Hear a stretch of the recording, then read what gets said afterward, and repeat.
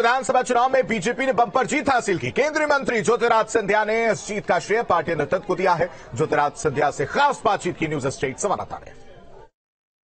आज मध्य प्रदेश के इतिहास का बेहद ही बड़ा दिन है जब बीजेपी साफ तौर पर बहुमत दर्ज करती हुई यहाँ पर नजर आ रही है। हमारे साथ केंद्रीय उड्डयन मंत्री ज्योतिरादित्य सिंधिया है, उनसे बात करेंगे। सर देखिए, ग्वालियर चंबल की बात करें, वहाँ पर बीजेपी ने अच्छा प्रदर्शन किया। आप कांग्रेस में थे तब कांग्रेस ने अच्छा प्रदर्शन किया, क्या माने सिंधिया जहाँ जीत वहाँ?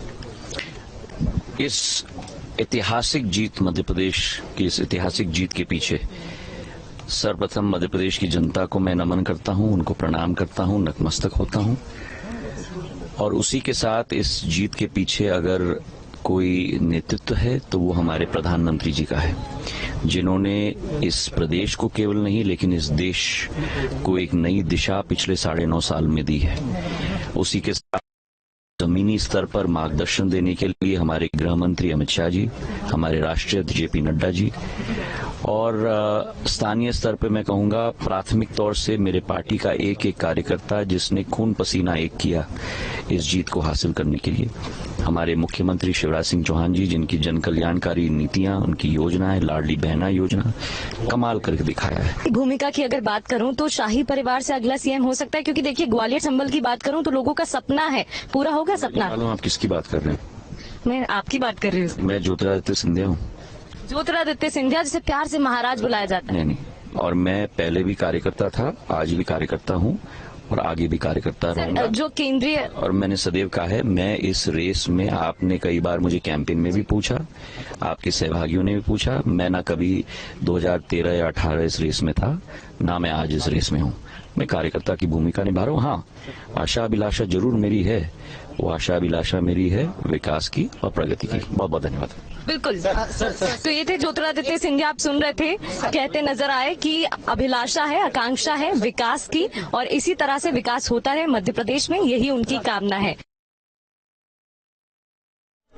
और ज्यादा जानकारी के साथ संवाददाता नीलम हमारे साथ सीधे भोपाल से जुड़ चुके हैं। नीलम, भोपाल की अगर बात की जाए, मध्य प्रदेश की बात की जाए, छत्तीसगढ़ की बात की जाए, राजस्थान की बात की जाए, हर जगह इस वक्त बीजेपी नजर आ रही, वहां पर क्या माहौल, क्या तस्वीर? सबसे पहले अपडेट।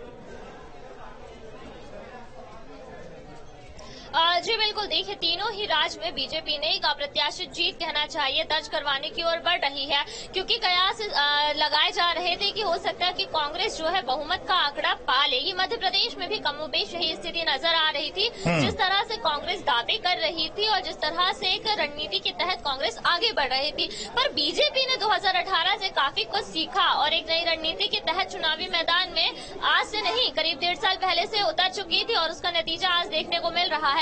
हर एक कार्यकर्ता को इस तरह से संगठित किया गया था कि उसे कम से कम एक परिवार के 5 वोट बीजेपी के पक्ष में दिलवाने हैं। यानी कि अगर बीजेपी के कार्यकर्ता एक विधानसभा सीट पर 10 है तो आप समझ सकते हैं कि कितनी बड़ी संख्या में वहां से ही वोट आ जाएंगे। तो इस तरह से जो है एक कहना चाहिए माइक्रो लेवल पे काम किया गया।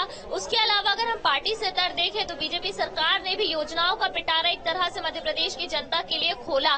लाडली बहना योजना, लाडली लक्ष्मी 2.0 योजना, सीखो कमाओ योजना, तीर्थ दर्शन यात्रा योजना को आगे बढ़ाया गया। इस तरह से अलग अलग योजनाएं लाई गई कि ताकि हर एक आयु वर्ग के लोगों को फायदा मिले। ये न लगे कि बीजेपी ने सिर्फ एक वर्ग विशेष को जो है योजनाओं की सौगात दी है। माइक्रो मिनी लेवल पर काम करने के अलावा केंद्रीय नेतृत्व के लगातार दौरे, और सबसे बड़ी बात इस बार ये देखने को मिली थी कि पूरा ही चुनावी कैंपेन जो है पीएम नरेंद्र मोदी और केंद्रीय गृह मंत्री अमित शाह लीड कर रहे थे। लगातार केंद्रीय गृह मंत्री अमित शाह जो है मध्य प्रदेश में आए, उन्होंने लगातार बैठकें की और उसका असर देखने को मिला है। देखिए आधिकारिक तौर पर अगर हम देखें तो 40 से ज्यादा सीटों पर जो है बीजेपी ने बिल्कुल इस क्रेडिट को भी समझेंगे। नीलम, आप दिल्ली का रुख करते हैं, बीजेपी हेडक्वार्टर से हमारे संवाददाता हिमांशु भी हमारे साथ जुड़े हुए हैं। नीलम, आपके पास आएंगे। हिमांशु, क्या तस्वीर जरा दिखाइए, किस तरह से जश्न का माहौल वहां पर नजर आए, क्योंकि रुझान और ये रुझान कहीं ना कहीं हकीकत तब्दील होते हुए नजर आ रहे हैं धीरे धीरे, क्या तस्वीर वहां पर?